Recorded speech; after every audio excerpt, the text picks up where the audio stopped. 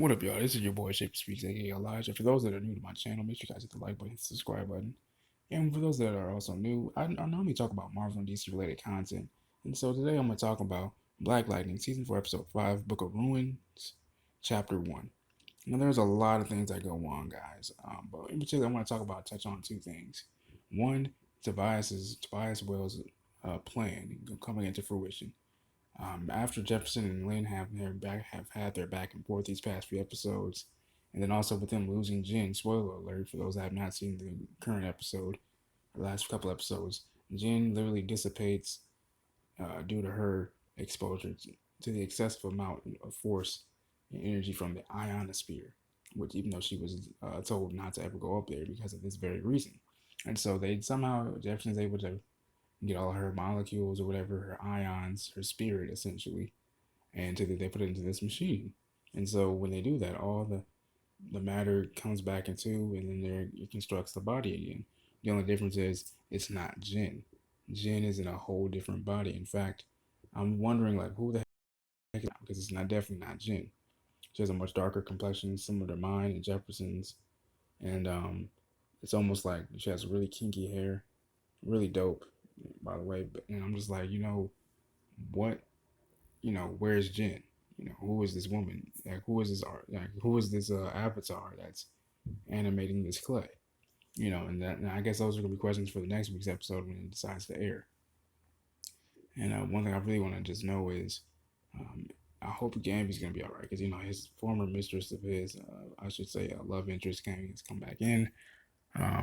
Mono Vista Tech, I believe, he's making all these DEGs, the directed energy guns for metahumans.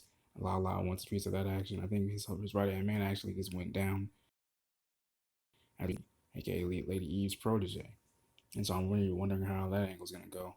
Hassan Henderson's right hand man, his last student, his mentor, arrested Big Boy. You know what I'm saying? In fact, as Lala's right hand man goes down, he says, "I can't breathe." He's like, "Man, that's not fun to say that. It's because you're fat." He's like, "I didn't even get put all this pressure on you."